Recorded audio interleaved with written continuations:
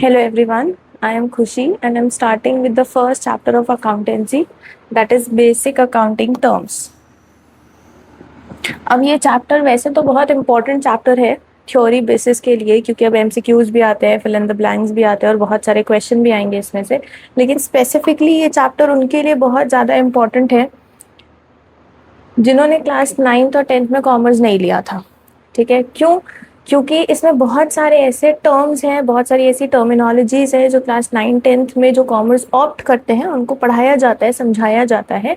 लेकिन जिन्होंने नहीं ऑप्ट किया होता है वो क्लास 11th-12th में कंटिन्यू करते हैं कॉमर्स को, या स्टार्ट करते हैं, ऑप्ट करते हैं, उनके लिए ये चैप्टर बहुत ही ज़्यादा इंपॉर्टेंट है। क्योंकि जो फाउंडेशन उनका होना चाहिए था, जो नहीं हो पाया, वो अब हो सकता है। ठीक है, तो इस चैप्टर को आखिरी तक देखना, इस चैप्टर को समझना, और अगर कोई चीज़ नहीं समझ में आए तो कमेंट सेक्शन में लिख लेना, उसको डिस्कस कर लेंगे। ठीक है, तो हम स्टार्ट करते हैं। अब इसमें हमारे पास बहुत सारे टर्म्स हैं, बहुत सारी चीज़ों के बारे में बात करेंगे। ऐसी चीज़ें जिनके बारे में आपने शायद पहले थोड़ा बहुत नाम सुना हो कि कुछ असेट होता है, कुछ लाइबिलिटी होती है, कुछ ट्रेड से रिलेटेड बातें होती हैं, प्रॉफिट क्या होता है, परचेज सेल्स क्या होता है, डिस्काउंट कौन कौन से तरह के होते हैं, इन सब के बारे में कुछ इंपॉर्टेंट टर्म्स हैं, उनके बारे में हम बात करेंगे। और आखिरी में हमारे पास कुछ फिल इन द ब्लैंक्स भी हैं इस चैप्टर से रिलेटेड, और हमारे पास उसके बाद मल्टीपल चॉइस क्वेश्चंस भी हैं। ठीक है, तो इसको आखिरी तक देखना, इसको समझने की कोशिश करना। ठीक है, तो अपने चैप्टर को स्टार्ट करते हैं।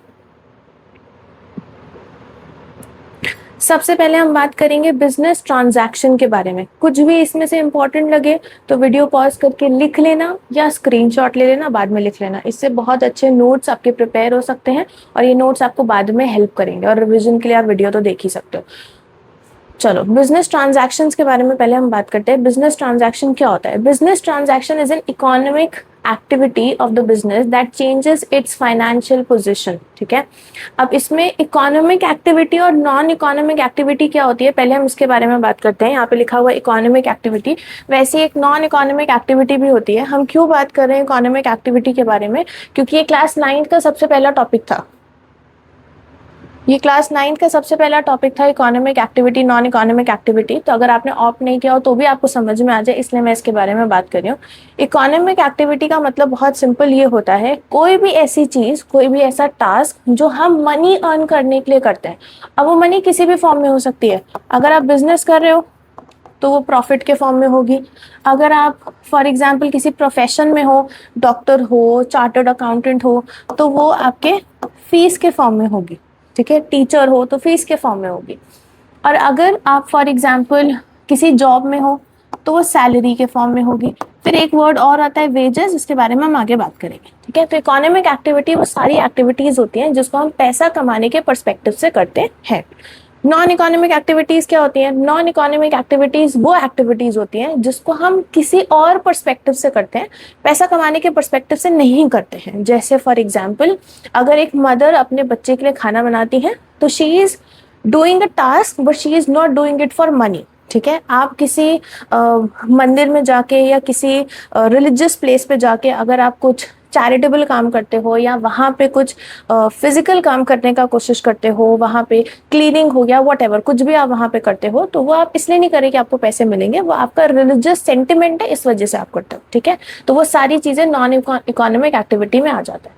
तो बिजनेस ट्रांजैक्शन एक इकोनॉमिक एक्टिविटी है जिससे किसी भी इंसान की फाइनेंशियल पोजिशन चेंज होती है, जिससे कोई भी इंसान फाइनेंशियली अपने आप को चेंज कर सकता है। फाइनेंशियल पोजीशन चेंज होने का क्या मतलब होता है? अपना स्टैंडर्ड ऑफ लिविंग बेटर कर सकता है, अपनी फैमिली का स्टैंडर्ड ऑफ लिविंग बेटर कर सकता है, अपना हेल्थ, एजुकेशन, हर चीज़ फाइनेंशियल पोजीशन चेंज होने से बेटर हो सकती है। तो बिजनेस ट्रांजैक्शन हिंदी में बोलते हैं पैसा कमाने के लिए किया जाता है। जो भी बिजनेस, जो भी काम हम पैसा कमाने के लिए करते हैं जिससे हमारी फाइनेंशियल पोजीशन चेंज हो सके। दूसरा आता है इवेंट। इवेंट के बारे में बात करेंगे। किसी भी ट्रांजैक्शन का जो कॉन्सिक्वेंस या रिजल्ट है, किसी भी ट्रांजैक्शन का या कोई भी चीज़ होती है, कोई भी बिजनेस एक्टिविटी होती है, उसका जो रिजल्ट है या जो हो रहा है। जैसे फॉर एग्जांपल, आप अगर जाते हो किसी जनरल स्टोर पे और वहाँ से आपने कुछ खरीदा, या जनरल स्टोर पे नहीं भी जाते हो, आपने ऑनलाइन कुछ खरीदा, तो आपने वो जो परचेज किया और उस पर्टिकुलर ब्रांड ने या उस ऑनलाइन वेबसाइट ने जो सेल किया, that is called an event. ठीक है, क्यों? क्योंकि यहाँ पर ट्रांजैक्शन हुआ ना, आपने उनको पैसे दिए और उन्होंने आपको सामान दिया, तो उसको हम कहते हैं इवेंट। नेक्स्ट आता है voucher. Voucher is a document which provides the authorisation to pay. Authorisation to pay, जो जो चीजें अंडरलाइन कर रही हूँ वो चीजें अगर आंसर में नहीं होंगी तो आंसर करेक्ट नहीं होता, अच्छा नहीं होता, क्योंकि ये कीवर्ड्स है. ठीक है, तो वाउचर क्या होता है? वाउचर एक ऐसा डॉक्यूमेंट है जो आपको ऑथराइजेशन टू पे देता है. मैं अभी एक्सप्लेन करती हूँ क्या होता है ये. And on the basis of which transactions are first of all recorded in the books of the accounts. तो सिंपल बात करते हैं, वाउचर क्या होता है? वाउचर होता है बिल. ठीक है, ये एक तरह का प्रूफ है, एक तरह का बिल है. ठीक है, जब भी आप किसी रेस्टोरेंट में खाना खाने जाते हो या किसी सुपरमार्केट से सामान खरीद के लाते हो तो आप देखते होगे कि वो भी बिल संभाल के रखते हैं अपने पास और आपको भी बिल देते हैं. अब तो हर चीज ऑनलाइन होती है, लेकिन पहले तो बिल, एक एक बिल संभाल के रखा जाता था, क्योंकि उसी के हिसाब से तो अपनी बुक्स में वो हर चीज रिकॉर्ड कर पाएंगे.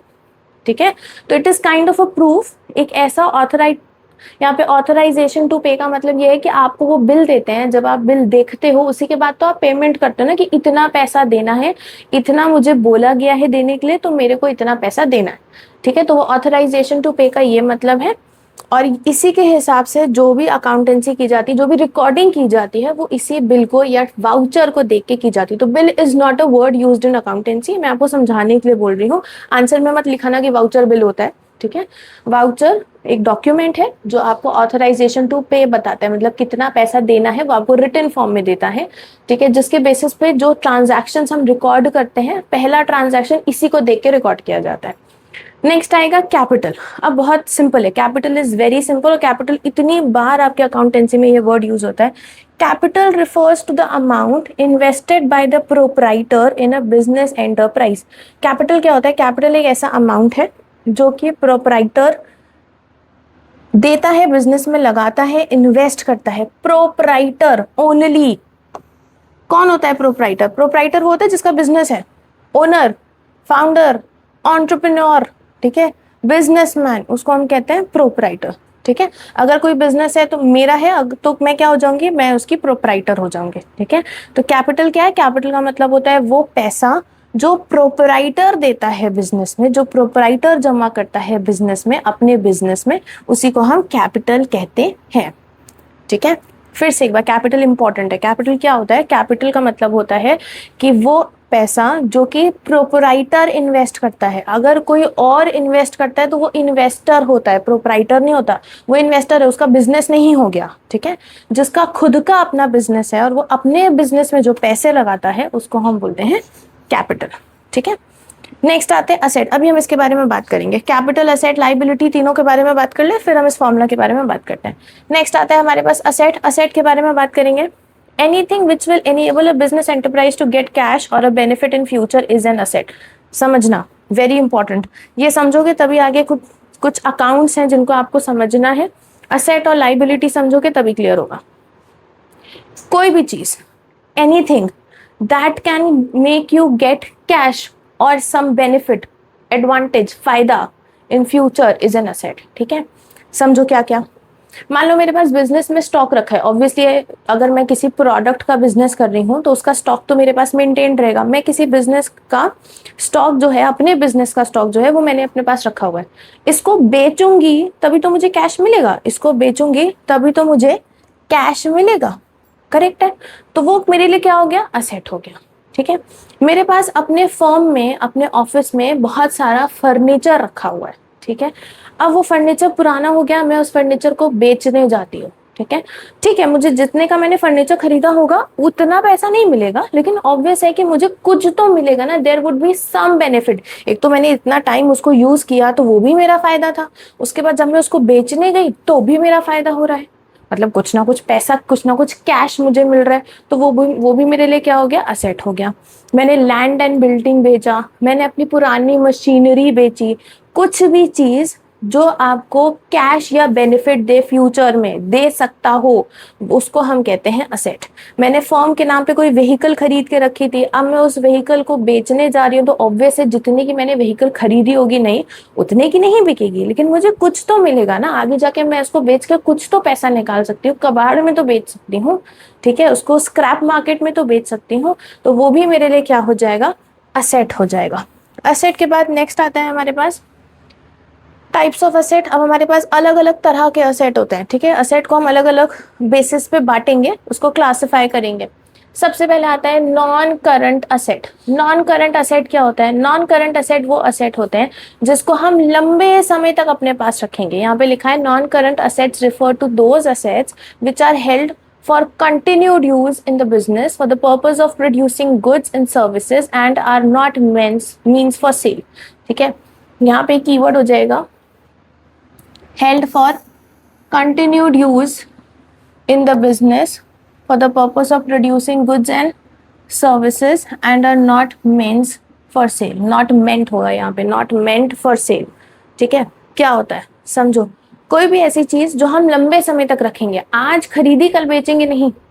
जैसे हमने खरीदा प्लांट एंड मशीनरी, ठीक है, इसको प्लांट एंड मशीनरी जो हमने खरीदा, आज अगर हम एक मशीन खरीद के लाए हैं अपने बिजनेस में लगाने के लिए और उससे गुड्स प्रोड्यूस करने के लिए या सर्विस प्रोड्यूस करने के लिए, हम उसको कल ही नहीं बेच देंगे, हम उसको लंबे समय तक अपने पास रखेंगे। ठीक है, हमने लैंड खरीदा, लैंड भी कोई खरीदता है तो 6 महीने में नहीं बेच देता। ठीक है, किसी ने अपना ऑफिस बनाया, किसी ने अपना फैक्ट्री बनाया, 6 महीने में अपनी फैक्ट्री नहीं हटा देगा, नहीं बेचेगा। ठीक है, तो लैंड हो गया, बिल्डिंग हो गया, प्लांट हो गया, मशीनरी हो गया, ये सारी चीज लंबे समय के लिए कंटिन्यूअस यूज के लिए रखते हैं। लंबे समय के लिए हम अपने पास रखते हैं। लंबे समय के लिए क्यों रखते हैं? क्योंकि इससे हम लगातार बेनिफिट ले सकते हैं, क्योंकि इससे हम क्या करेंगे? प्रोडक्शन करेंगे, इससे हम सामान बनाते रहेंगे। क्यों? क्योंकि उस सामान को हमें बेचना है, या हम उससे सर्विस बनाते रहेंगे और उस सर्विस को हम आगे बेचेंगे। नेक्स्ट आते हैं, इसमें सारे फिक्स्ड असेट्स आते हैं। ठीक है, फिक्स्ड असेट में भी कुछ टाइप्स हैं। Fixed asset is non current asset. ठीक है, नॉन करंट असेट का ही दूसरा नाम फिक्स्ड असेट होता है। Non current asset is also known as fixed asset. ठीक है, बहुत बार अकाउंटेंसी में जब आप ट्रांजैक्शंस देखोगे ना तो उसमें फिक्स्ड असेट ही लिखा हुआ आएगा। फिक्स तो वर्ड से ही समझ में आ रहा है कि वो फिक्स है, वो हमारे पास ही रहेगा, वो हमसे दूर ही नहीं जाएगा, वो लंबे समय तक हमारे पास रहता है। इसका एक डेफिनेशन ये भी बनता है कि 1 साल तक तो रखेंगे ही रखेंगे, अगर बेचने का होगा भी तो 1, 1.5, 2 साल बाद ही होगा, इससे पहले तो हम नॉन करंट असेट को नहीं हटाते। फिर फिक्स्ड असेट मतलब नॉन करंट असेट को और 2 पार्ट्स में हम डिवाइड कर सकते हैं। सबसे पहले आता है टैंजिबल असेट और उसके बाद आता है इनटैंजिबल असेट। पहले हम टैंजिबल असेट के बारे में बात करते हैं। टैंजिबल वर्ड का ही मतलब होता है something that can be seen और फेल्ट। कोई ऐसी चीज जिसे हम देख भी सकते हैं और टच भी कर सकते हैं, फील भी कर सकते हैं। ठीक है, दैट इज टैंजिबल असेट। ऐसी चीज जिसका एक फिजिकल एग्जिस्टेंस हो, मतलब वो फिजिकली हमारे सामने प्रेजेंट हो, जिसको हम देख भी सकते हैं, जिसको हम छू भी सकते हैं, फील भी कर सकते हैं। ठीक है, जैसे for example plant and machinery. ठीक है, फैक्ट्री में जो पूरा मशीनरी लगता है उसको प्लांट बोलते हैं। ठीक है, प्लांट एंड मशीनरी। और दूसरा आ जाता है यहाँ पे एग्जाम्पल कंप्यूटर। ठीक है, प्लांट एंड मशीनरी और कंप्यूटर ये दोनों टैंजिबल असेट हैं। नेक्स्ट आएगा इनटैंजिबल असेट। इनटैंजिबल असेट वो असेट होता है जो हमें फायदा तो देता है लेकिन हम उसे फिजिकली टच नहीं कर सकते। ठीक है, intangible assets are those assets which do not have a physical existence, thus cannot be seen or felt। intangible asset वो asset होता है जिसे हम अपने सामने देख नहीं सकते, हम अपने सामने फिजिकली फील नहीं कर सकते, लेकिन ये हमारे बिजनेस को फायदा देता है, इस वजह से हम इसे asset बोलते हैं। जैसे फॉर एग्जाम्पल आपने कुछ नया इनोवेशन किया या नया डिस्कवरी किया और आपने उसका पेटेंट ले लिया, तो अगर आपने पेटेंट ले लिया तो कोई और उसको नहीं बना पा रहा है, ये आपके लिए फायदा है। आप उस पर्टिकुलर बिजनेस में अपनी मोनोपोली बना सकते हो। ठीक है, आप ही होगे बस उसको बेचने वाले, आप उसको उस यूनिक सामान को जो आपने इनोवेट किया है उसको सिर्फ आप ही बेच पाओगे। तो पेटेंट मिलना कितने फायदे का काम है, लेकिन पेटेंट कोई मशीन थोड़ी कि मेरे सामने रखी है। करेक्ट है, तो intangible asset is a feeling, जो एक कुछ है हमारे पास लेकिन वो फिजिकली एग्जिस्ट नहीं करता, वो फिजिकली हमारे सामने प्रेजेंट नहीं है, लेकिन ये हमारे बिजनेस को लंबे समय के लिए फायदा देता है। नेक्स्ट आते हैं करंट असेट। ठीक है, नॉन करंट था उधर, अभी करंट असेट। करंट असेट के बारे में बात करते हैं। करंट असेट शॉर्ट लिव्ड या एक्टिव असेट्स होते हैं। ठीक है, करंट असेट का दूसरा नाम एक्टिव असेट भी है, एक्टिव असेट। ठीक है, ये शॉर्ट लिव्ड है, इनको इंसान जल्द से जल्द बेचता है, फायदा ये भी देंगे, असेट है, लेकिन इन्हें हम जल्द से जल्द बेचते हैं और कैश में कन्वर्ट करते हैं विद इन 1 ईयर। मैंने इसीलिए आपको करंट असेट के लिए बोला था कि करंट असेट को ये भी बोल सकते हैं कि 1 साल से तो लंबा रखेंगे ही रखेंगे, ठीक है। नॉन करंट के लिए मैंने आपको बोला था, फिक्स्ड के लिए करंट असेट को हम 1 साल मैक्स रखते हैं, नहीं तो हम उसको बेच देते हैं, ठीक है। करंट असेट को हम 1 साल मैक्स रखते हैं, नहीं तो हम उसे बेच देते हैं। जैसे डेटर्स, ठीक है। डेटर्स क्या है? डेटर्स वो लोग होते हैं, इसमें बहुत कंफ्यूजन होगा, डेटर क्रेडिटर, अभी हम इसको आगे समझेंगे, ठीक है। डेटर और क्रेडिटर में बहुत कंफ्यूजन होता है, मैं आपको थोड़ा सा अभी बता दे रही हूँ, फिर हम इसको डिटेल में पढ़ेंगे, डेटर को भी क्रेडिटर को भी, ठीक है। डेटर का मतलब क्या होता है? वो इंसान जिसने मुझसे उधार लिया हो, तो वो मेरे सर का बर्डन थोड़ी है, उसको मुझे पैसे वापस करने हैं, ठीक है। डेटर कौन होता है? डेटर वो इंसान होता है जिसने मुझसे उधार लिया हो, तो वो मेरे सर का प्रॉब्लम नहीं है, वो मेरी लाइबिलिटी नहीं है, मेरा बर्डन नहीं है, वो मुझे पैसे वापस करेगा ना, तो मेरे लिए फायदा, I will get cash from him, I will get money from him. तो डेटर क्या है? Debtor is someone who has taken credit from me, जिसने मुझसे उधार लिया हो, ठीक है। और स्टॉक, स्टॉक तो आपको पता ही है, जो भी आप बेचते हो उसकी जो भी सामान इन्वेंट्री आपने अपने पास बना के रखी है, तो आप तो चाहोगे ना कि आपका सामान जल्द से जल्द बिक जाए, और बने और बिके, और बने और बिके, तो वो स्टॉक हो जाता है, ठीक है। तो आप इसको 1 साल मैक्स, किसी को भी 1 साल से ज्यादा क्या ही उधार देने का मन करेगा, तो डेटर को भी हम चाहेंगे ना कि 1 साल से ज्यादा ना हो। नेक्स्ट आता है लिक्विड असेट, ठीक है। लिक्विड असेट के बारे में बात करते हैं। लिक्विड असेट क्या होता है? लिक्विड असेट वो असेट होते हैं, या तो वो कैश के ही फॉर्म में होंगे, या ऐसे होंगे जो फॉरेन कैश में कन्वर्ट हो जाते होंगे। Liquid assets are those assets which are either in the form of cash, कि हमारे पास नोटों की गड्डी रखी है, तो वो तो पहले से ही कैश में है ना, तो उसको लिक्विड असेट बोल सकते हैं। क्या कोई भी ऐसी चीज जो जल्द से जल्द कैश में चेंज हो जाए, जिनको हम फॉरेन कैश में चेंज कर सकते हो, बैंक में गए कैश में बदल लिया, ठीक है, उसे हम बोलते हैं लिक्विड असेट। यहाँ पे हमारे पास एग्जाम्पल, एक तो कैश का खुद ही हो गया कि हमारे पास कैश रखा है, तो वो लिक्विड असेट हो गया, और दूसरा है हमारे पास बिल्स रिसीवेबल। अब दो होते हैं बिल्स रिसीव, दो क्या होते हैं, डिपेंड करता है किसके हाथ में, बिल्स रिसीवेबल, बिल्स पेएबल। अभी हम इसको डिस्कस करेंगे, ठीक है, डिटेल में, बिल्स रिसीवेबल, बिल्स पेएबल, एक एक करके चलेंगे। एक साथ ही अगर सारा पढ़ा दूंगी, एक साथ ही सारा बता दूंगी तो कंफ्यूज हो जाओगे, एक एक करके समझो। अभी हम लिक्विड असेट समझ रहे हैं। लिक्विड असेट क्या होता है? लिक्विड असेट वो होता है जो या तो पहले से ही कैश के फॉर्म में या फॉरेन कैश में कन्वर्ट हो सकता है, फॉरेन, ठीक है, that is liquid asset. Next आते हैं वेस्टिंग असेट। वेस्टिंग असेट वो असेट होते हैं जिनको जब तक हम यूज करते रहेंगे तब तक तो हमारे लिए बहुत फायदा देगा, लेकिन जैसे ही उसके अंदर की चीजें खत्म हो जाएंगी, जैसे हम उसको पूरी तरह से कंज्यूम कर लेंगे, वो हमारे लिए वेस्ट हो जाएगा, वो किसी काम का नहीं रहेगा। जैसे माइंस, जैसे कोल का माइन है, डायमंड का माइन है, तो जब तक उसके अंदर कोल, डायमंड, वो मिनरल जिसका वो माइन है, अगर वो प्रेजेंट है, तब तक तो वो हमारे लिए बहुत अच्छा है, ठीक है, तब तक तो हमारे लिए बहुत यूजफुल है। लेकिन जैसे ही उसके अंदर का कोल, डायमंड या जो भी मिनरल है वो खत्म हो जाएगा, तब वो लैंड किसी काम का नहीं रहता। ना उस पर एग्रीकल्चर हो सकता है क्योंकि उसका सारा मिनरल खत्म हो चुका है, ना उस पर अच्छा इंफ्रास्ट्रक्चर बन पाता है क्योंकि वो मिट्टी बहुत कमजोर हो जाती है, वो लैंड बहुत कमजोर हो जाता है, तो वो हमारे किसी भी काम का नहीं रहता, तो वो वेस्टिंग असेट है, उसको कोई खरीदेगा भी नहीं, ठीक है, it is wasting asset. Next आते हैं, next we have is fictitious asset. Fictitious asset के बारे में बात करेंगे। फिक्टिशियस असेट क्या होता है समझना, ठीक है। अब फिक्टिशियस असेट को हम थोड़ा सा डिटेल में बात करेंगे। फिक्टिशियस असेट क्या होता है समझो। These are the assets which cannot be realized in cash or no further benefit can be derived from these assets। ऐसे असेट जिनको हम तो सोच के चल रहे थे कि फायदा देंगे, ठीक है, लेकिन आगे जाके उन्होंने हमें कोई फायदा दिया ही नहीं। हम तो ये मान के चल रहे थे कि हमारे लिए फायदा देंगे, ये हमारे लिए फायदेमंद है, ठीक है, देयर वुड बी बेनिफिट और एडवांटेज फ्रॉम इट, लेकिन ये आगे जाके हमारे लिए कोई फायदा नहीं बनते हैं। That is a fictitious asset, ठीक है। फिक्टिशियस असेट क्या होता है? फिक्टिशियस असेट वो असेट होता है जिसको हम तो सोच के चल रहे थे कि हम इसको कैश बनाएंगे, लेकिन वो कैश में चेंज ही नहीं हो पाता, उसका कोई फायदा मिल ही नहीं पाता, उससे कोई भी बेनिफिट डिराइव नहीं हो पाता है। That is fictitious asset. Fictitious का एक बहुत ही लेमैन वर्ड मैं आपको बता रही हूँ, दैट इज इमेजिनरी, कि हमने सोचा था असेट है लेकिन एक्चुअल में वो असेट था ही नहीं, ठीक है।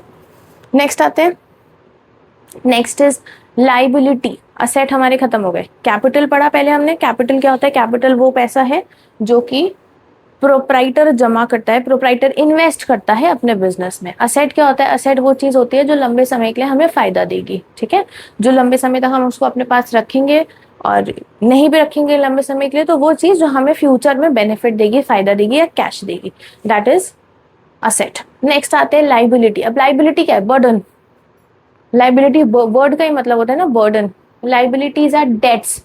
लाइबिलिटी सब उधार है, सब जो हमें देने हैं। They are amounts payable to creditor. तो मैंने आपको पीछे डेटर बताया था, ठीक है।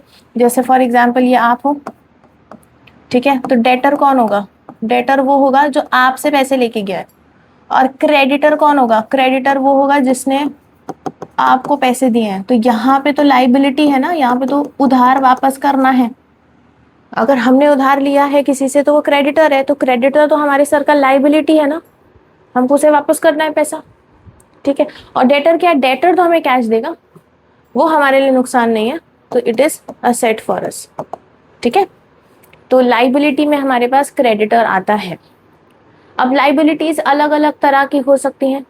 सबसे पहले आती है लॉन्ग टर्म लाइबिलिटी। जैसे हम लंबे समय तक जो असेट रखते हैं उसको हम फिक्स्ड असेट बोल रहे थे।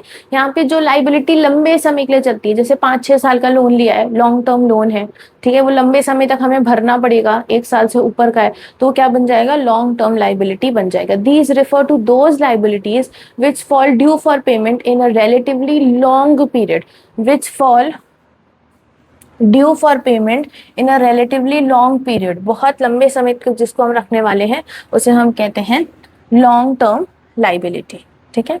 नेक्स्ट आते हैं करंट लाइबिलिटी। करंट लाइबिलिटी वो लाइबिलिटीज होती हैं जिनको हम जल्द से जल्द खत्म करेंगे, ठीक है। जैसे बैंक से ओवरड्राफ्ट लिया है। बैंक ओवरड्राफ्ट क्या होता है? बैंक ओवरड्राफ्ट का मतलब होता है कि जितना पैसा हमारे खाते में था, हमारे बैंक अकाउंट में था, हमने उससे ज्यादा निकाला हुआ है, तो उसको ओवरड्राफ्ट हो गया ना। अब अकाउंट में 50,000 है, आपने 70,000 निकालिया, बैंक ने आपको एक्स्ट्रा दे दिया, क्यों? क्योंकि आप उनके अच्छे कस्टमर हो, आपको दे दिया एक्स्ट्रा, तो वो 20,000 रुपए ओवरड्राफ्ट हो गया ना, एक्स्ट्रा पैसा हो गया।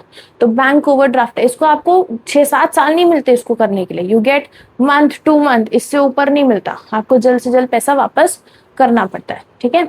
फिर जैसे outstanding expense, bills receivable payable, अभी हम डिस्कस करेंगे, ठीक है। आउटस्टैंडिंग एक्सपेंसेस है ऐसा खर्चा जिसको पहले ही पे कर देना चाहिए था। जैसे फॉर एग्जाम्पल मान लो जैसे अभी मार्च चल रहा हो फॉर एग्जाम्पल, ठीक है, मान लो जैसे अगर मार्च है फॉर एग्जाम्पल, और किसी के जनवरी की मान लो सैलरी बाकी है, तो ये तो आपको पहले ही दे देना चाहिए था ना। किसी की जनवरी की सैलरी बाकी और अभी मान लो 2 महीना 3 महीना ऊपर हो गया है, तो ये एक्सपेंस अभी आउटस्टैंडिंग है, हमें इसको भर देना चाहिए था, हमने भरा नहीं, तो इसको हमें जल्द से जल्द देना है, किसी और को पैसे देने हैं या कोई खर्चा जो फिर रेंट जैसे हमारे पास एक आउटस्टैंडिंग एक्सपेंस है, वो हमें कुछ महीने का अगर हमने दिया नहीं है तो हमारे लिए आउटस्टैंडिंग एक्सपेंस हो जाएगा। हमें उसे पे करना था लेकिन हम लेट हो गए हैं, हमने उसे पे किया नहीं, तो that is also an outstanding expense. Next आता है हमारे पास कंटिंजेंट लाइबिलिटीज। कंटिंजेंट लाइबिलिटी के लिए लिखा है these are not the actual liabilities on the date of balance sheet but may become payable only on the happening of some specific event। तो contingent liability क्या होता है? पहले हमें पता नहीं था कि ये contingent liability एक्चुअली एक liability थी। यहाँ पे लिखा है these are not the actual liability। तो हमें यहाँ पे कंफर्मेशन नहीं था, हमें पता ही नहीं था कि हमारे लिए लाइबिलिटी है, लेकिन जब बैलेंस शीट आई तो हमें पता चला कि ये हमारी भी एक लाइबिलिटी बन रही थी, लेकिन ये कुछ स्पेसिफिक इवेंट होने की वजह से ही होती है, कुछ स्पेसिफिक चीज होने की वजह से ही ये लाइबिलिटी होती है, कोई स्पेसिफिक इवेंट होने की वजह से एक लाइबिलिटी होती है। अगर इसका क्वेश्चन आएगा तो स्पेसिफिक इवेंट इसका कीवर्ड होगा आपके समझने के लिए कि इसका आंसर जो है वो कंटिंजेंट लाइबिलिटी होगा। अब हम कंटिंजेंट लाइबिलिटी थोड़ा सा समझते हैं, क्या होता है कंटिंजेंट लाइबिलिटी। एग्जाम्पल समझो, हमारे पास यहाँ 3 लोग हैं ABC, ठीक है, इसका नाम है A, इसका नाम है B और इसका नाम है C। अगर हम इनके बारे में बात करें, A, B और C के बारे में बात करें, B और C न्यू ईच अदर बहुत पहले से, ठीक है, B और C एक दूसरे को बहुत टाइम से जानते थे, तो इनकी अपनी फ्रेंडशिप थी। A B के साथ आता है, B के पास आता है, C A को नहीं जानता, C और A दोनों एक दूसरे के लिए स्ट्रेंजर्स हैं, ठीक है। A आता है B के पास और बोलता है कि मैं नए बिजनेस की शुरुआत कर रहा हूँ and I am in need of money, you being my friend, तो मेरे दोस्त हो, you provide me 1 lakh rupees, ठीक है, you provide me 1 lakh rupees and I will return you the money when ever possible, ठीक है। जब भी मुझसे हो पाएगा, मैं पैसे वापस कर दूंगा, और आई will give you a specific time कि मैं इतने टाइम में पैसे वापस कर दूंगा। बी बोलता है वैसे तो मैं तुम्हारी हेल्प करना चाहता हूँ बट अभी मेरे पास पैसे नहीं है। बी बोलता है मैं तो तुम्हारी हेल्प करना चाहता हूँ लेकिन अभी मेरे पास पैसे नहीं है, लेकिन मैं सी से बोल सकता हूँ कि वो तुम्हें पैसे दे दे। ठीक है, तो ए और बी दोनों सी के पास जाते हैं। ठीक है, सी को बोलते हैं, बी बोलता है कि मेरा फ्रेंड है ए, उसे 1 लाख रुपीज की जरूरत है, if you are able to give him money please provide him the money. ठीक है, तो सी ए को तो जानता नहीं, सी और ए स्ट्रेंजर्स हैं। बी की बात सुन के सी बोलता है okay fine, if you are in the middle, if you are taking guarantee that A will return me the money, ठीक है, अगर तुम गारंटी लेते हो कि A मुझे पैसा वापस कर देगा, A मुझे पैसा लेकिन मेरा पैसा लेके भागेगा नहीं, I am ready to give 1 lakh rupees to a, मैं 1 लाख रुपए ए को देने को तैयार हूँ। तो ये 1 लाख रुपए ए को दे देता है। ठीक है, फॉर 6 मंथ्स, 6 महीने के लिए, फॉर 6 मंथ्स। ठीक है, ये ए को दे देता है। अब यहाँ पे क्या हुआ, 6 महीने बीत गए। ठीक है, सी कहता है ए को कि तुमने मुझसे 1 लाख रुपए लिए थे, अब मुझे वापस कर। ठीक है, ए कहता है मैं नहीं कर पाऊंगा। Now what A is doing, A is denying to give the money, A is denying to give the money. ये इवेंट हुआ। ठीक है, अगर ए पैसे दे देता तो बात यहीं खत्म हो जाती, but there a specific event happened and that specific event is that A is denying money to C। अब C किसके पास जाएगा, C जाएगा B के पास और B को जाके बोलेगा you were the guarantor here, तुमने कहा था कि अगर A पैसे नहीं देगा तो मैं उसकी जिम्मेदारी लेता हूँ, I am the guarantor here, now you provide me the money। तो B के लिए अभी तक ये 1 लाख रुपए लाइबिलिटी नहीं थी, these 1 lakh rupees were not a liability to B। ठीक है, लेकिन अब क्योंकि एक स्पेसिफिक इवेंट हुआ, वो स्पेसिफिक इवेंट क्या हुआ, स्पेसिफिक इवेंट हुआ ए डिनाइंग मनी टू सी, वो पैसा वापस करने के लिए मना कर रहा है। तो अब B, because he was a guarantor, now it is his liability to return the money to C. अब बी जो है वो सी को पैसा वापस करेगा क्योंकि बी के बोलने पे ही सी ने पैसे दिए थे। ठीक है, तो स्पेसिफिक इवेंट होने की वजह से अगर कोई पर्टिकुलर चीज आपकी लाइबिलिटी बन जाती है तो उसे हम कहते हैं कंटिंजेंट लाइबिलिटी। ये लाइबिलिटी अभी तक थी नहीं, कुछ होने की वजह से ये लाइबिलिटी बन चुकी है। नेक्स्ट आते हैं, नेक्स्ट टॉपिक, यहाँ पे हमारा लाइबिलिटी खत्म हो जाता है। ठीक है, हमारे पास एक फॉर्मूला था, ये liabilities is equal to asset minus capital, और हम कैपिटल को अगर इधर ले आते हैं, ठीक है, तो हम क्या लिखेंगे, capital plus liabilities is equal to assets, और सब इधर उधर हम कर सकते हैं जैसे मैथ्स में करते हैं। ठीक है, तो ये एक पर्टिकुलर फॉर्मूला है कि कभी भी हम लाइबिलिटी और असेट के बारे में बात करते हैं तो उसके फॉर्मूले से हम कैपिटल फाइंड आउट कर सकते हैं। जैसे असेट माइनस लाइबिलिटी करेंगे तो कैपिटल आ जाएगा। ठीक है, तो ये 3 वर्ड्स जो है ये बहुत इंपॉर्टेंट है, इसी में आपका सारा अकाउंटेंसी चलता है, असेट, लाइबिलिटी और कैपिटल। एक बार रिवाइज कर लेते हैं, कैपिटल क्या था, कैपिटल था वो अमाउंट ऑफ मनी जो बिजनेस का जो ओनर है, एंटरप्रेन्योर है, फाउंडर है, वो इन्वेस्ट करता है बिजनेस में, तो that is known as capital. Liability क्या था, लाइबिलिटी का मतलब था बर्डन, जिसमें हमारे पैसे जाने हैं, दैट इज लाइबिलिटी। असेट क्या था, असेट कोई भी ऐसी चीज जो हमें फ्यूचर में एडवांटेज दे सकती है, बेनिफिट दे सकती है या कैश में चेंज हो सकती है, it is an asset. Next आते हैं ट्रेड रिसीवेबल्स। ट्रेड रिसीवेबल्स के बारे में बात करेंगे। Trade receivables refer to the amount receivable on account of sale of goods और services rendered by the company in normal course of business. Trade receivable का क्या मतलब है, अगर कोई पर्टिकुलर सामान हम बेचते हैं या कोई पर्टिकुलर सर्विस हम बेचते हैं तो उसके बदले में जो भी हमें पैसे मिलते हैं that is trade receivable. For example trade debtors. Trade debtors represent those persons और firms to whom goods have been sold or services rendered on credit and payment has not been received from them। तो यहाँ पे जैसे for example अगर मैंने business किया, ठीक है, and I sold goods of ₹50,000, ठीक है, आई सोल्ड गुड्स फॉर ₹50,000, तो मैंने ये 50,000 रुपए के गुड्स बेचे हैं या 50,000 रुपीज की सर्विसेज बेची हैं। ठीक है, कंपनी की तरफ से नॉर्मल कोर्स ऑफ बिजनेस में कि जो ड्यूरेशन बिजनेस का चल रहा है उसमें मैंने 50,000 रुपीज बेचे, 50,000 के गुड्स बेचे। ठीक है। तो ये 50,000 रुपीज इज ट्रेड रिसीवेबल। मैंने ट्रेड के बदले में, मतलब मैंने जो गुड्स बेचे या सर्विस बेची, उसके बदले में मुझे क्या मिलेगा, 50,000 रुपीज मिलेगा। फिर ट्रेड डेटर कौन होता है, तो आई टोल्ड यू डेटर कौन होता है, ठीक है। डेटर वो इंसान होता है जो हमें भी पैसे देगा, ये हमारे लिए असेट था, इफ यू रिमेम्बर, ठीक है।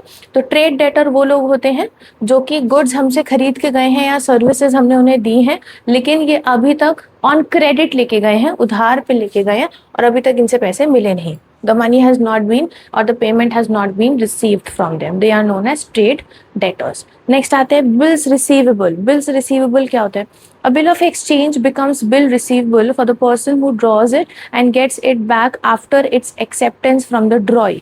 चलो बिल रिसीवेबल के बारे में बात करते हैं। बिल रिसीवेबल, फिर हमारे पास बिल पेएबल है, दोनों को एक साथ बात करेंगे। ट्रेड पेएबल पे आते हैं। Trade payables is the amount payable on account of goods purchased or services taken in the normal course of business। अब जो ट्रेड रिसीवेबल था, ट्रेड पेएबल उसका ऑपोजिट हो जाएगा। ट्रेड पेएबल क्या होता है, वो अमाउंट ऑफ मनी जो हमें किसी को देना है, अगर हमने किसी से सामान खरीदा या किसी ने हमें सर्विस दी, तो उसमें जो पैसे हमें देने हैं, दैट इज ट्रेड पेएबल, ठीक है। अगर फॉर एग्जांपल मैंने रॉ मटेरियल खरीदा, ठीक है, 40,000 रुपीज का रॉ मटेरियल खरीदा, तो 40,000 रुपीज मुझे पे किए करने पड़ेंगे क्योंकि मैंने रॉ मटेरियल परचेज किया है। तो 40,000 rupees here becomes my trade payable, ठीक है।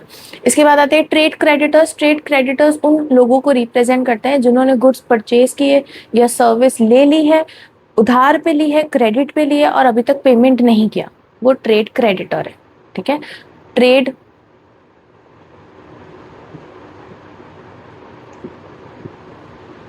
रिसीवेबल के बारे में हमने बात किया। ट्रेड रिसीवेबल का मतलब है वो अमाउंट ऑफ मनी जो हमें मिलेगा जब हमने गुड्स और सर्विसेज बेची, और ट्रेड पेएबल का मतलब है वो अमाउंट ऑफ मनी जो हमें पे करना है अगर हमने गुड्स और सर्विसेज खरीदी, ठीक है।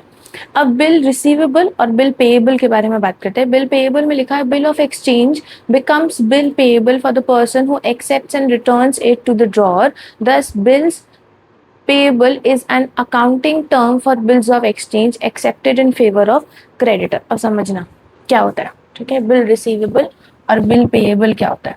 बिल रिसीवेबल का मतलब है, फिर से टू पीपल, ठीक है, दो लोग हैं, ये है पर्सन ए और ये है person B. Person A person B के पास जाता है और कहता है आई नीड गुड्स, मुझे कुछ सामान खरीदना है आपसे। गुड्स मीन सामान, ठीक है, मुझे कुछ प्रोडक्ट, कुछ सामान आपसे खरीदना है। तो बी कहता है बिल्कुल खरीदो, मैं इसीलिए तो बैठा हूँ बिजनेस करने के लिए। तो बी उसे क्या करता है, गुड्स दे देता है। ए कहता है I would not be able to give you money right now, I will give you money later, ठीक है, मैं अभी पैसे नहीं दे पाऊंगा, मैं पैसे बाद में दूंगा। तो यहाँ पे बी कहता है but I do not know you. तो यहाँ पे एक डॉक्यूमेंट क्रिएट करेंगे, ठीक है, यहाँ पे एक डॉक्यूमेंट क्रिएट करेंगे कि ए बी को पैसे देगा after this much time period, ठीक है। मान लो ये गुड्स जो है ये 50,000 रुपीज के हैं, तो ये बोलता है ये 50,000 रुपीज मैं आफ्टर 2 मंथ्स दूंगा, 2 महीने के बाद दूंगा, ठीक है। तो इसमें मोस्टली डेट भी लिखी होती है, नहीं तो मंथ्स में होगा, मैं 2 महीने के बाद, एग्जैक्टली 2 महीने के बाद आपको पैसे दे दूंगा, ठीक है। तो यहाँ पे अगर इस डॉक्यूमेंट के बारे में बात करें जिसमें लिखा है कि ए बी को 50,000 रुपीज आफ्टर 2 मंथ्स देगा, तो अगर ये बी के पास है तो इट बिकम्स बिल रिसीवेबल। क्यों, क्योंकि इस बिल के बदले उसे पैसे मिलेंगे, ठीक है, इस डॉक्यूमेंट के बदले उसे पैसे मिलेंगे। और अगर हम ए के बारे में बात करें तो इट बिकम्स बिल पेएबल, क्योंकि इसके बदले में उसे पैसे देने पड़ेंगे। For a it is bills payable and for B it is bill receivable. तो बिल रिसीवेबल और bill payable is actual a bill जो कि बताता है कि कौन किसको पैसे कितने टाइम में देगा, to become a proof.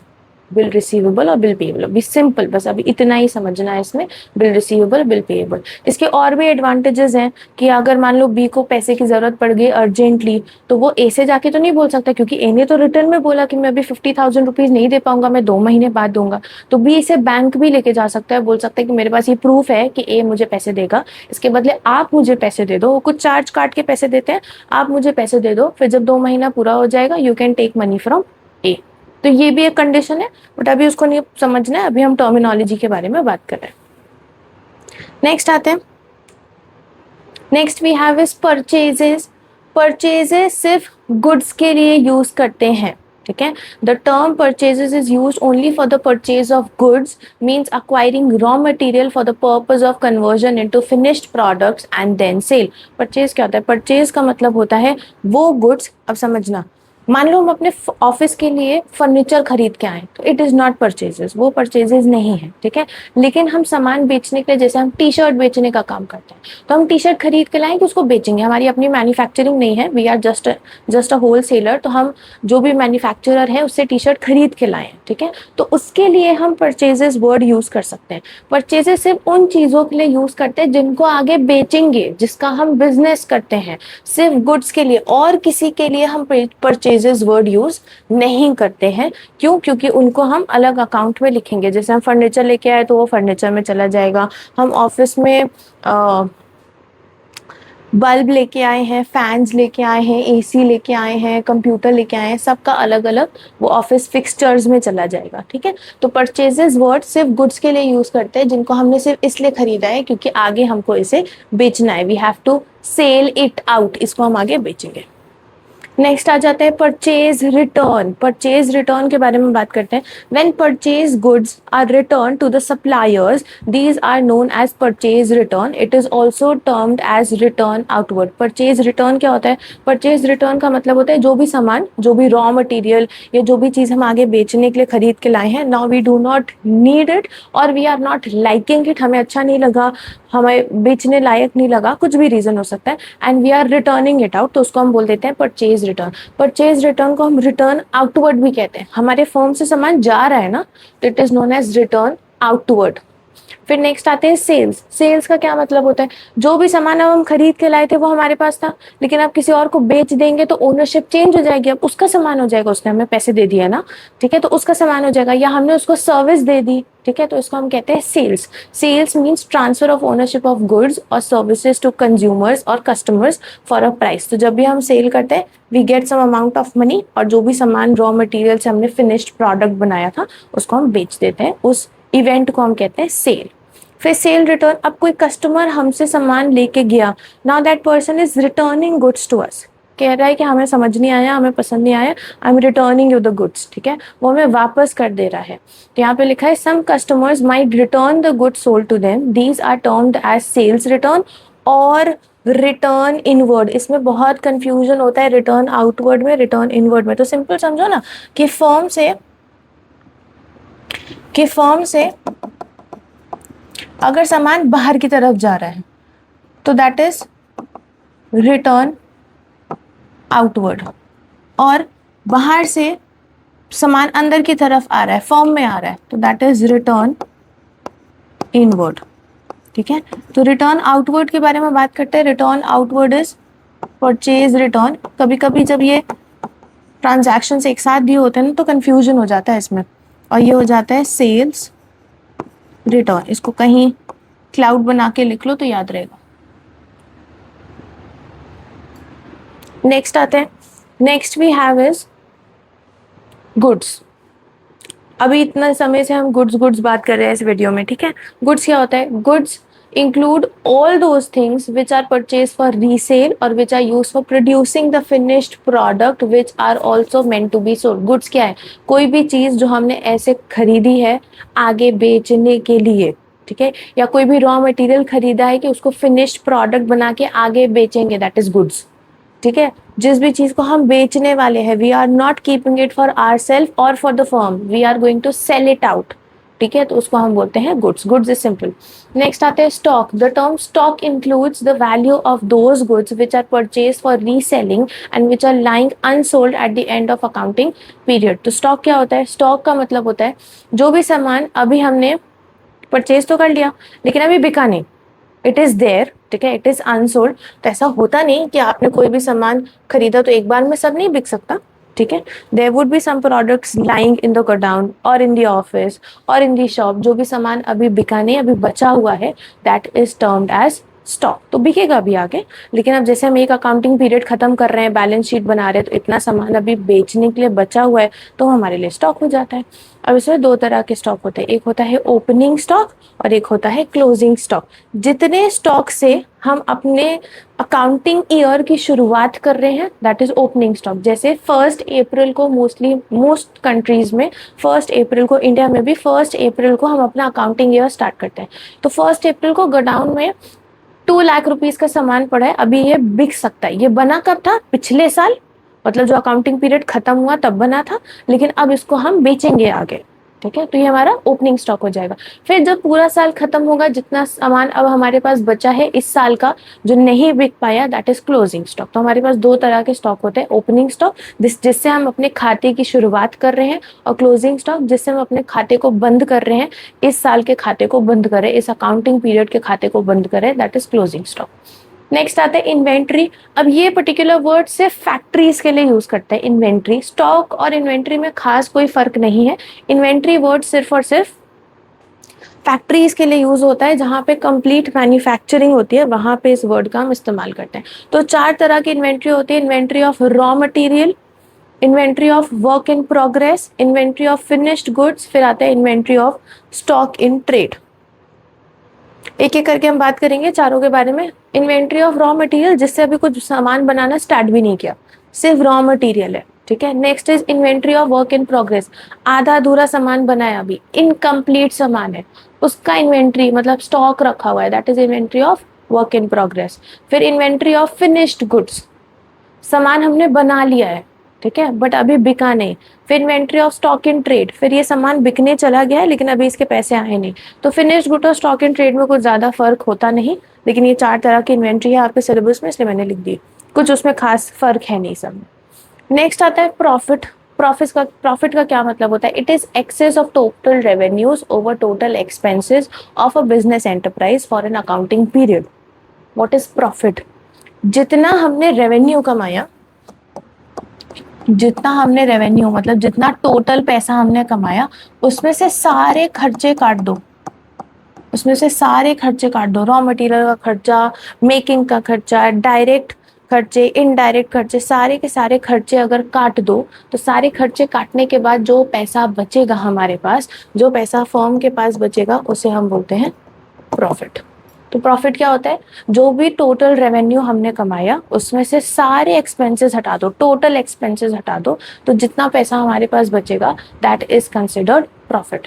Next आते हैं gain. It is monetary benefit, profit or advantage resulting from events or transactions which are not the operating activities of the business but are incidental to business such as sale of fixed asset। अब यहाँ पे जब हम gain के बारे में बात करते हैं, कहीं पे भी हमें थोड़ा सा फायदा हुआ, ये बिजनेस से रिलेटेड हो कंप्लीटली जरूरी नहीं है, कहीं पे भी हमें थोड़ा सा फायदा हुआ। जैसे फॉर एग्जांपल हमने एक लैंड खरीदा था, ठीक है, हमने एक लैंड खरीदा, उस लैंड में हमने अपना ऑफिस बनाया था, but we are shifting our office to some other place, तो उस लैंड की अब हमें जरूरत नहीं है, we are selling it out. अब हमने जब लैंड खरीदा था उसका रेट कुछ होगा, for say it was around 9 lakh rupees, और अब अगर हम उसे बेचने जा रहे हैं, the numbers are just example, okay, हम अब उसे बेचने जा रहे हैं, तो उस लैंड का जो रेट है इट इज अराउंड 11 और 12 लाख रुपीज, तो वो 2-3 लाख रुपए का हमारे फायदा हुआ ना, तो दैट इज गेन। कोई भी मॉनेटरी मतलब मनी रिलेटेड, ठीक है, मॉनेटरी मतलब मनी रिलेटेड, कोई भी मॉनेटरी बेनिफिट, कोई भी पैसे का फायदा अगर हमें होता है अपने किसी चीज को बेचने की वजह से, दैट इज गेन। तो प्रॉफिट की जब हम बात करते हैं तो सिर्फ गुड्स और सर्विसेज के बारे में बात करें जिसका हम बिजनेस करते हैं, लेकिन गेन तो किसी भी चीज को बेचने से आ सकता है, कोई भी चीज जो फर्म की है उसको बेचने से जो भी फायदा हमें हुआ उसको हम कहते हैं गेन। नेक्स्ट आते हैं लॉस का क्या मतलब होता है? The term conveys the result of the business for a period when total expenses exceed total revenue. कभी अगर ऐसा हो जाए कि हमने खर्चा ज्यादा कर दिया और उतना रेवेन्यू जनरेट नहीं हुआ, व्हेन द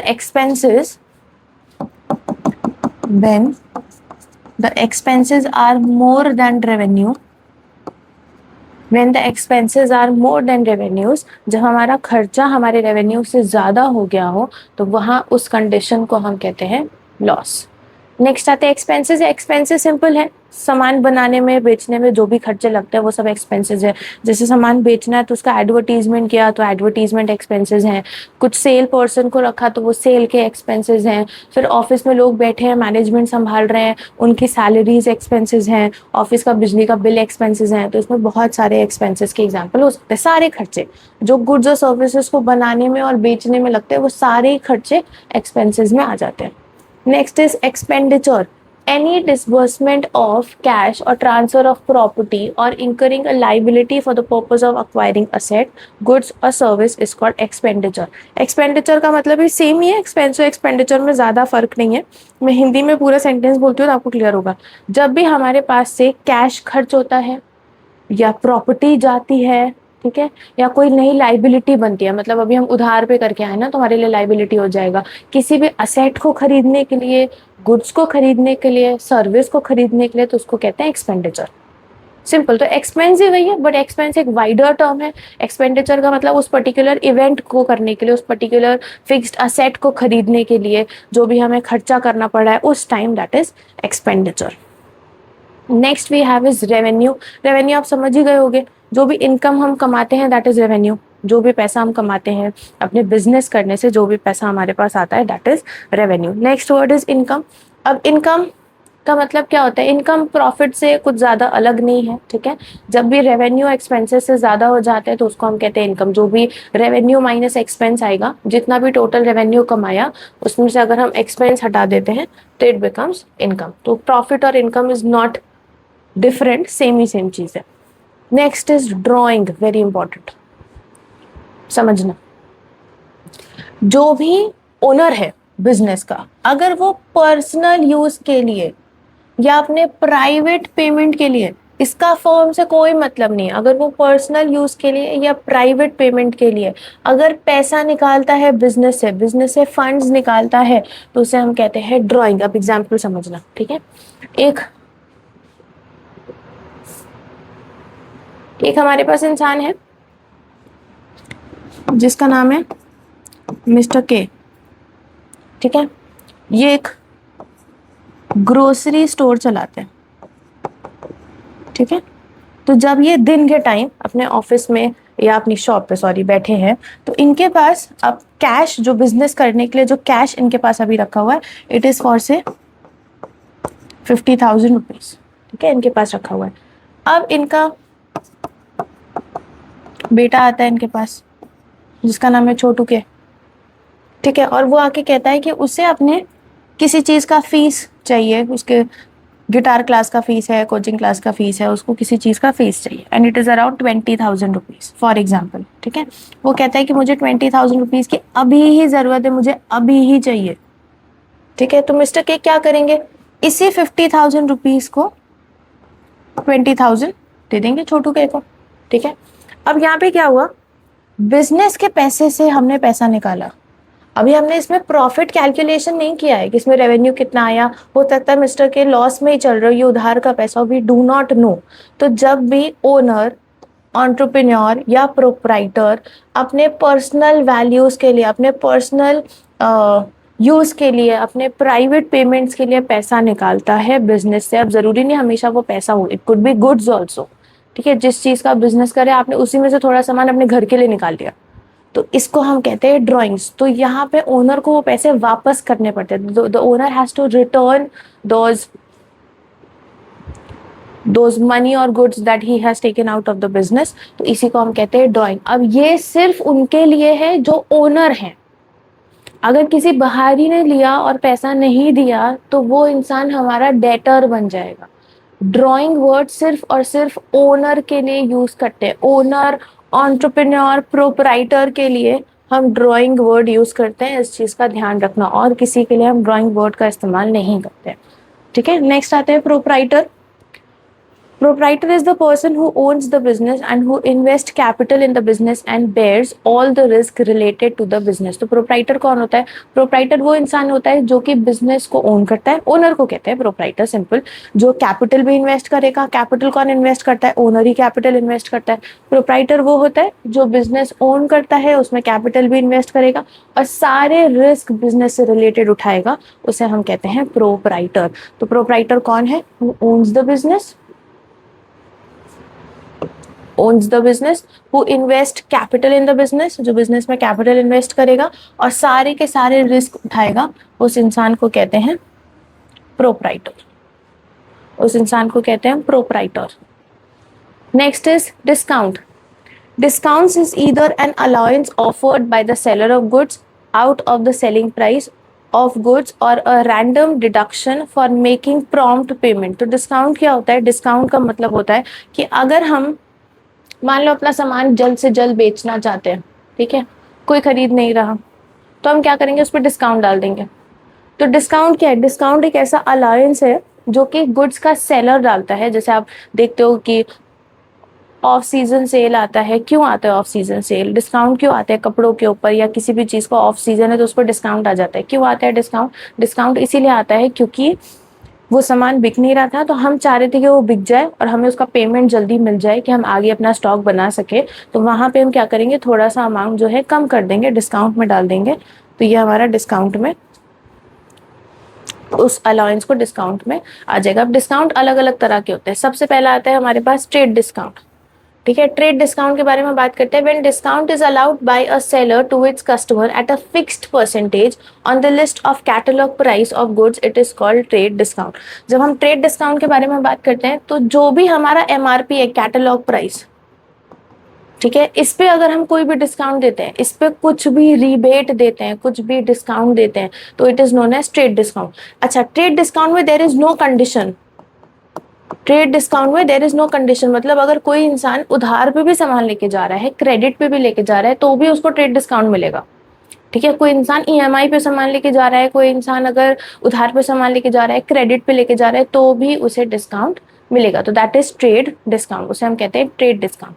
नेक्स्ट आते हैं कैश डिस्काउंट. कैश डिस्काउंट सिर्फ उन कस्टमर्स को दिया जाता है जो अभी पेमेंट करे, जो क्रेडिट पे लेके जा रहा है. यहाँ पे कंडीशन है, कंडीशन क्या है? प्रॉम्प्ट पेमेंट, फौरन पेमेंट करना है. ठीक है, इसकी कंडीशन क्या है? Prompt payment. प्रॉम्प्ट पेमेंट मतलब अभी ही पैसा देना है. ये डिस्काउंट तभी दिया जाता है, तभी कस्टमर को अलाउ किया जाता है जब वो प्रॉम्प्ट पेमेंट करे, तभी कैश डिस्काउंट हम देते हैं. कैश डिस्काउंट क्या हो गया? कैश डिस्काउंट का मतलब हो गया कोई भी ऐसा अमाउंट जो कि सेलर बोल रहा है कि ठीक है इसको हम लेस कर सकते हैं, only on the condition that you are doing prompt payment. अगर आप अभी पेमेंट कर रहे हो तभी. नेक्स्ट आता है हमारे पास रिबेट. रिबेट और डिस्काउंट में कुछ खास फर्क नहीं है. It is a reduction in the value of goods sold allowed by the seller after the goods have been sold. It is allowed by the seller for the reasons other than for which trade discount and cash discount are allowed. For example, rebate may be allowed because of poor quality of goods sold or goods being not as per specification. अब मान लो सामान जैसे आता है ना, Blinkit से आता है, जेप्टो से आता है, सामान आता है, और सामान का क्वालिटी, पैकेजिंग, किसी में भी कोई प्रॉब्लम है, तो वहाँ पे क्या होगा? वहाँ पे they give you some amount of money, कुछ पैसा जो है किसी रीजन की वजह से. अब यहाँ पे ट्रेड डिस्काउंट में तो कोई कंडीशन ही नहीं है, यहाँ पे सामान बेचने के लिए डिस्काउंट दिया जा रहा है. कैश डिस्काउंट में भी सामान बेच के प्रॉम्प्ट पेमेंट के लिए डिस्काउंट दिया जा रहा है. बट रीबेट में ऐसा नहीं है, हम सामान बेच चुके हैं लेकिन कोई और reason, it could be poor quality of goods, it could be bad packaging, it could be customer not liking the product, तो वहाँ पे हमें अगर कुछ पैसा कस्टमर को देना पड़ जा रहा है तो that is known as rebate. ठीक है, तो ये एग्जाम्पल बहुत अच्छा है. रिबेट में भी allowed because of poor quality of goods sold और goods being not as per specification. जैसा हमने प्रॉमिस किया था वैसा अगर हम कस्टमर को वैल्यू नहीं दे पाते गुड्स या सर्विसेज में, तो वहाँ पे जो पैसा देना पड़ता है सेल होने के बाद भी, that is known as rebate. Next we have entry. अब जो भी हम अपने बुक्स में रिकॉर्ड करते हैं, ठीक है, जैसे मिस्टर शर्मा हमसे अब इतना सामान, इतना गुड्स लेके गए, इतने रुपए का गुड्स लेके गए, ये हमने लिखा, तो that is an entry. Simple. जब भी हमने अपने बुक्स में अपने ट्रांजैक्शंस को रिकॉर्ड किया तो that is known as entry. Next आते हैं bad debts. Very important. Bad debts क्या होता है? वो अमाउंट जो अब हमें वापस नहीं मिलेगा क्रेडिटर से, सॉरी डेटर से, वो अमाउंट जो हमें डेटर से अब वापस ही नहीं मिलेगा। हमने किसी को उधार दिया था, ठीक है, या वो हमसे सामान लेके गया था। कोई इंसान है मिस्टर ए, जो कि हमारा डेटर है। डेटर क्यों है? क्योंकि ये हमसे गुड्स लेके गया था, ये हमसे गुड्स लेके गया ऑफ ₹20,000, ठीक है, 20,000 रुपए के लिए गुड्स लेके हमसे गया, ठीक। अब ये टाइम हो चुका है, इसके पैसे वापस देने का जो भी टाइम पीरियड उसने प्रॉमिस किया था वो टाइम हो चुका है, and he is not returning the money, वो पैसे वापस नहीं कर रहा है। तो अब हम ये समझ चुके हैं कि ये कभी पैसे वापस नहीं करेगा, ठीक है, he will never ever return the money. तो वो हमारे लिए क्या हो गए? बैड डेट्स हो गए। Debt, DEBTS, B is silent, debt, ठीक है, वो हमारे लिए बैड डेट्स हो गए। तो मिस्टर ए का जो अमाउंट है it has become bad debts for us, ठीक है। तो इसको प्रॉफिट एंड लॉस अकाउंट में डेबिट किया जाता है, it is debited in the profit and loss account. वो डेबिट क्यों करते हैं अभी हम समझेंगे आगे।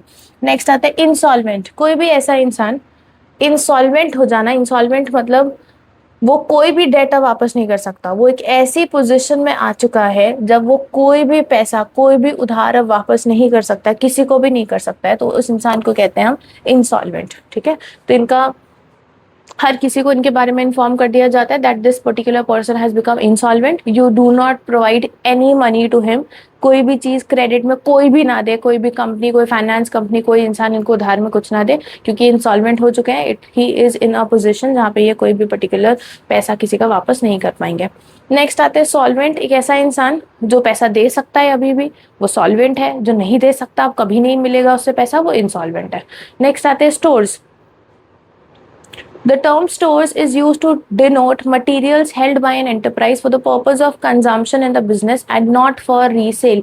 Examples are lubricants, spare parts of machinery, packing materials, etc. वो सारी चीजें जो हम फॉर्म में यूज करेंगे, जैसे हमारे पास बहुत सारी प्लांट एंड मशीनरी है, ठीक है, जो हम फॉर्म में यूज करेंगे for the purpose of consumption, form के चीजों में यूज करते हैं, उसको बेचते नहीं। It is not for resale.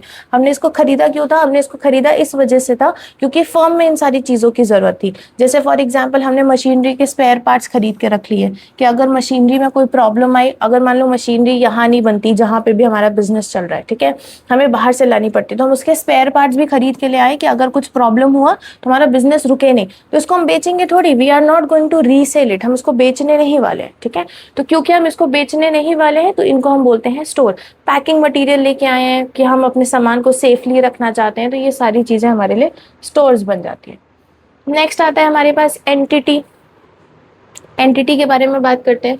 N entity और business entity means an economic unit which is formed for earning income by providing service और selling goods. For example LG electronics, Wipro, Maruti Suzuki etcetera. तो entity क्या है? Entity firm का नाम है, ठीक है। एंटिटी क्या होता है? एंटिटी इज फर्म का नाम। जैसे यहाँ पे कुछ एग्जांपल्स है ना हमारे पास कि LG इलेक्ट्रॉनिक्स क्या है? एक पर्टिकुलर फर्म है, एक पर्टिकुलर कंपनी है जो कुछ सामान बेचने का, इलेक्ट्रॉनिक्स बेचने का काम करती है। मारुति सुजुकी एक पर्टिकुलर कंपनी है, ब्रांड है जो कुछ चीजें बेचने का काम करती है जिससे वो पैसे कमाते हैं, तो वो क्या बन जाएंगी? एंटिटी बन जाएंगी।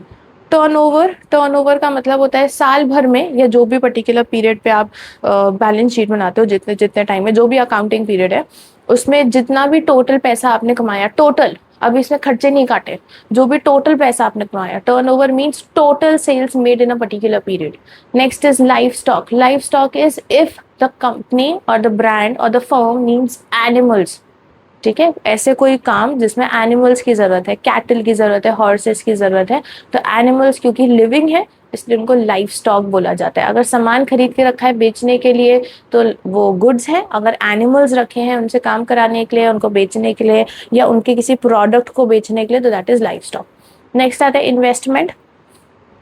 Investment refers to deployment of funds in the share और debentures of companies with the intention of earning a return. Investment क्या होता है? इन्वेस्टमेंट का मतलब अपने फंड्स को कहीं पे लगाना, ठीक है, शेयर्स पे लगाना, डिबेंचर्स पे लगाना, सब समझेंगे शेयर क्या होता है, डिबेंचर क्या होता है। अपने पैसे को किसी चीज में लगाना, अपने फंड्स को किसी चीज में लगाना इस इंटेंशन से कि आगे हम इससे रिटर्न कमाएंगे, आगे हम इनसे पैसे कमाएंगे, that is investment. Next we have book value. It is the value of an asset existing in the books of accounts. Book value क्या होता है? बुक वैल्यू का मतलब होता है किसी भी चीज का जो भी अमाउंट दिखा रहा है कि ये इतने का है, किसी भी असेट का जो भी अमाउंट दिखा रहा है कि इतने का है। जैसे फॉर एग्जाम्पल हमारे बैलेंस शीट में लिखा है कि हमारे पास जो कंप्यूटर्स हैं ऑफिस में, एक कंप्यूटर नहीं है, ज्यादा कंप्यूटर्स है, इन सब का जो टोटल वैल्यू है इट इज 2,50,000 रुपीज। जो हमारे पास टोटल कंप्यूटर्स हैं जो ऑफिस में यूज हो रहे हैं उनका टोटल जो अमाउंट है दैट इज 2,50,000 रुपीज। तो ये 2,50,000 रुपीज इसका क्या हो जाएगा? बुक वैल्यू हो जाएगा, कंप्यूटर्स का बुक वैल्यू है। Next is goods and services tax. ये आपको पता ही है, GST, goods and services tax. पहले अलग अलग तरह के टैक्सेस होते थे, वैट होता था, सेल्स टैक्स होता था, एक्साइज ड्यूटी होता था, बहुत सारे अलग अलग टैक्सेस होते थे। फिर गवर्नमेंट ने सारे टैक्सेस को मर्ज कर दिया, now we have a single tax, ठीक है, जिसका मोटो ही यही था, वन नेशन वन टैक्स, ठीक है। तो अब सिंगल टैक्स बन गया है, एक पर्टिकुलर टैक्स बन गया है, and it is collected at the time of sale. जब भी सामान बेच रहे होते हैं तब इस जीएसटी को, इस टैक्स को, सामान बेच रहे होते हैं या सर्विस रेंडर कर रहे होते हैं तो उस समय इस पर्टिकुलर टैक्स को हम लेते हैं, कलेक्ट करते हैं, that is GST, goods and services tax. This is the only tax जब हम सामान बेचते हैं तो इस टैक्स को लगाया जाता है, ठीक है। अब इसमें फिल इन द ब्लैंक्स है। If you want you can pause the video right now और आप इनके आंसर्स लिख सकते हो या स्क्रीनशॉट लेके रख सकते हो, ठीक है। इसके आंसर्स पहले खुद से लिखने का कोशिश करो वीडियो पॉज करके, उसके बाद आंसर्स चेक करो कि आपको चैप्टर समझ आ रहा है कि नहीं आ रहा है, आंसर्स करेक्टली आ रहे हैं कि नहीं आ रहे हैं, ठीक है। हम स्टार्ट करते हैं fill in the blanks. Amount which the proprietor has invested in a business is known as. वो पैसा जो प्रोप्राइटर बिजनेस में इन्वेस्ट करता है, प्रोप्राइटर इन्वेस्ट करता है। तो आई टोल्ड यू, जब प्रोप्राइटर, एंटरप्रेन्योर या बिजनेस का ओनर सेम ही लोग होते हैं, अगर ये बिजनेस में कुछ पैसा लगाते हैं तो that is known as capital. Next आता है amount which the firm owes to outsiders is known as. वो पैसा जो कि फर्म को बाहरियों को देना है, दैट इज लाइबिलिटी ना, वो बर्डन है। अगर हमें बाहरी किसी को पैसे देने हैं, हमने उनसे उधार लिया हुआ है, that is liability. Dash is the cost incurred in producing goods and services. Goods और सर्विसेज बनाने के लिए जो खर्चा करना पड़ा, दैट इज एक्सपेंस और expenses. Revenue means the income of a dash nature. अब रेवेन्यू ना बार बार होता है, जैसे for example if you have sold a car, a second hand car, ठीक है, आपके पास एक गाड़ी थी, आपने उसको बेचा, ठीक है। जब आपने उसको बेचा तो आपने उसमें कुछ मान लो फायदा कमाया, कुछ प्रॉफिट कमाया, कुछ फायदा कमाया, ठीक है। तो वो रेवेन्यू नहीं है, क्योंकि रेवेन्यू बिजनेस में कमाया जाता है जब आप बार बार सेम चीजों को बेचते हो। अगर मैं किसी पर्टिकुलर चीज का बिजनेस कर रही हूँ तो मैं उसको बार बार बेचूंगी ना, एक बार बेच के नहीं रुक जाऊंगी। तो revenue means the income of a recurring nature, something that keeps on happening, बार बार होगा, recurring nature. This is very important, ये सेंटेंस इंपॉर्टेंट है, recurring nature. All those items which are purchased for resale, वो सारी चीजें जो हम बेचने के लिए खरीदते हैं, they are all known as goods. Next is the person who still owes some amount to the business for sale of goods are termed as. वो इंसान जो कि कुछ अमाउंट ऑफ बिजनेस, जो भी हमसे पैसा मतलब उधार लेके गया है, हमारे बिजनेस से उधार लेके गया है, और अभी कुछ पैसा उसको रिटर्न करना हमें बाकी है, तो वो हमें पैसे देगा।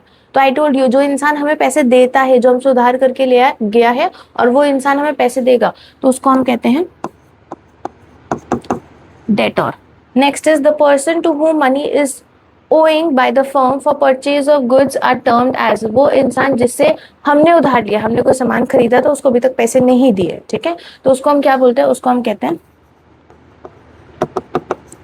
creditor. Next, assets held for continued use in the business and not meant for resale are termed as। वो asset जो हमने business में खरीदे हैं, उसको यूज कर रहे हैं और लंबे समय तक बेचेंगे नहीं, तो उसको हम कहते हैं fixed asset. If you remember, मैंने आपको फिक्स्ड असेट का दूसरा नाम भी बताया था, ठीक है, that you will write in the comment section. Fixed asset का दूसरा नाम क्या था? Dash are those assets which have a physical existence and which can be seen or felt। ऐसे asset जिनका कोई physical existence हो, जिनको हम देख सकते हैं, जिनको हम टच कर सकते हैं, उनको हम कहते हैं tangible assets। Next is dash refer to those liabilities which are to be paid normally within 1 year। ऐसी liabilities जिनको एक साल के अंदर ही देना है, एक साल के अंदर ही जिनका पेमेंट करना है, उन्हें हम कौन सी liabilities कहते हैं? Current liabilities। Current liabilities। Answer check कर लो बेटा। सबसे पहले वाले का आंसर है कैपिटल, दूसरे का liability, third is expenses, fourth is recurring nature, fifth is goods, sixth one is debtor, then creditor, fixed asset, tangible asset and current liabilities.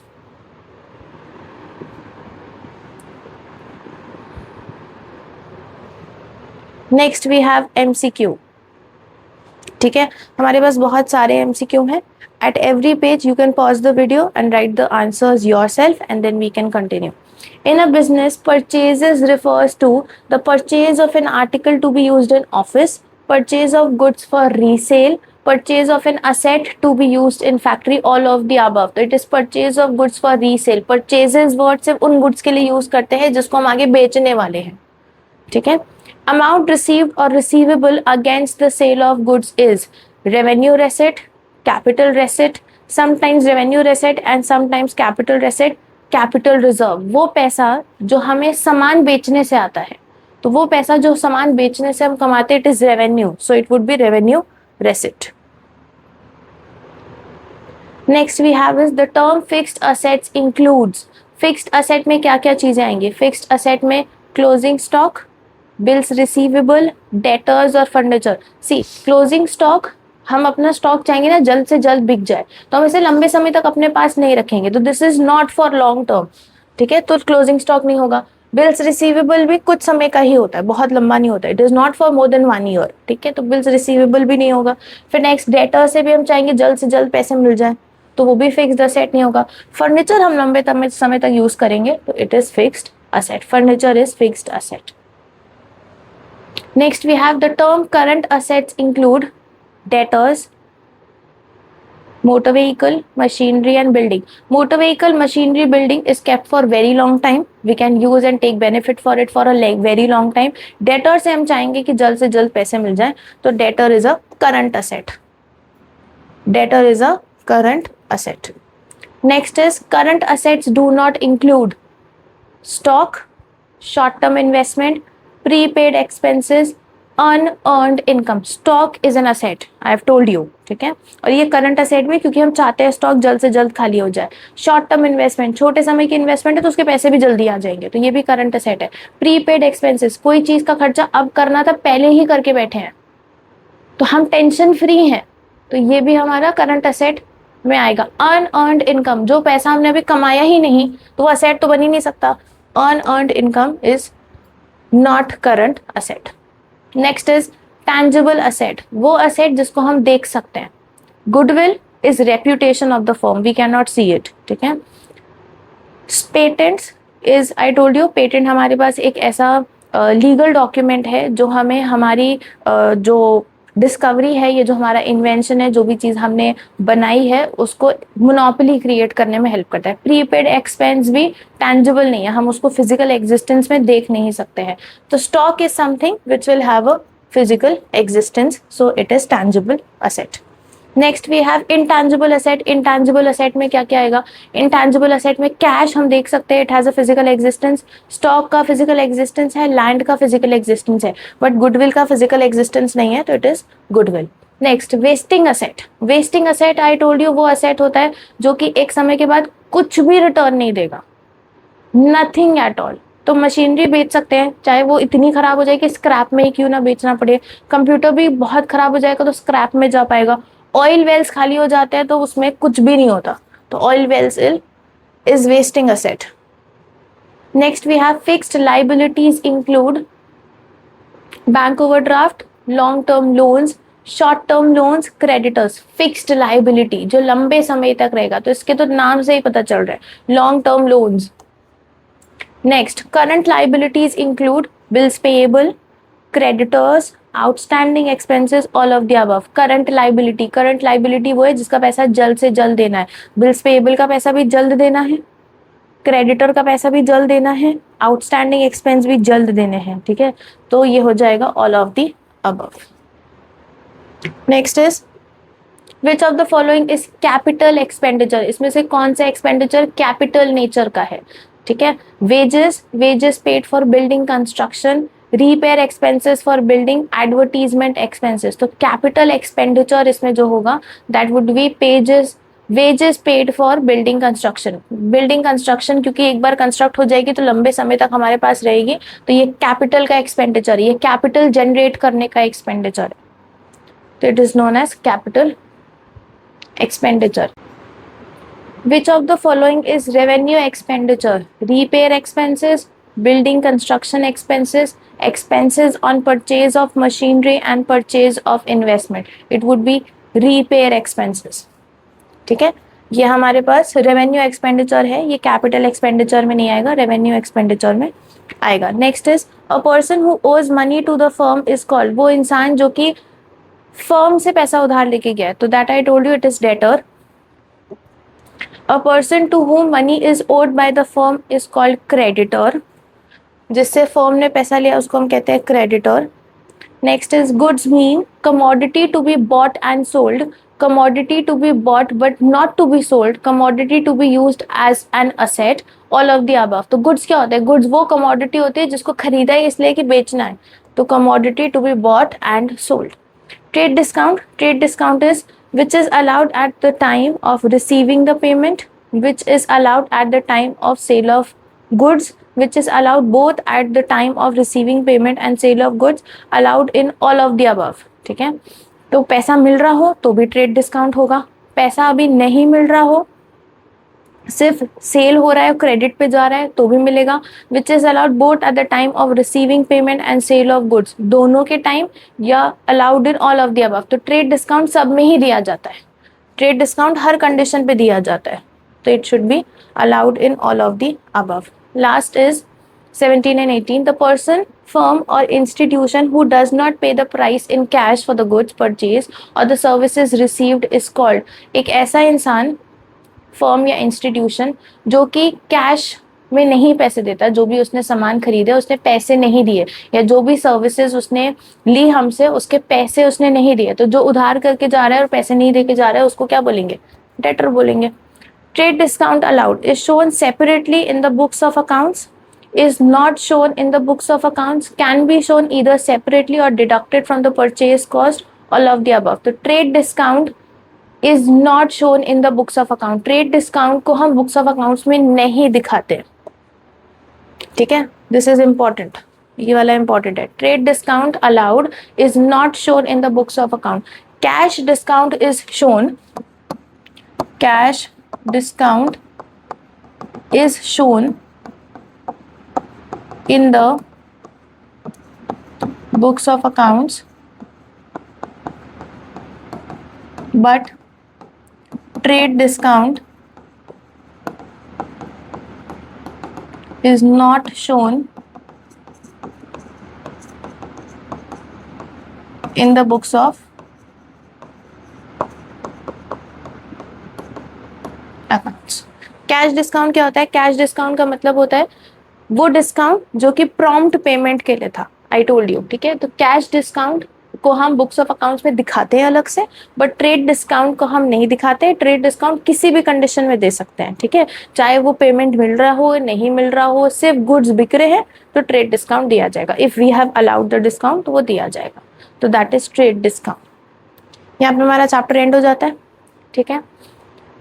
अच्छे से अगर लास्ट तक देखा होगा तो चैप्टर समझ आया होगा. ये क्वेश्चंस बहुत इंपॉर्टेंट हैं, ठीक है. एमसीक्यूज अब आते हैं आपके पेपर में, आपको पता है एग्जाम में आते हैं, आईसीएसई के सिलेबस में तो बहुत एमसीक्यू आने लगे हैं, ठीक है.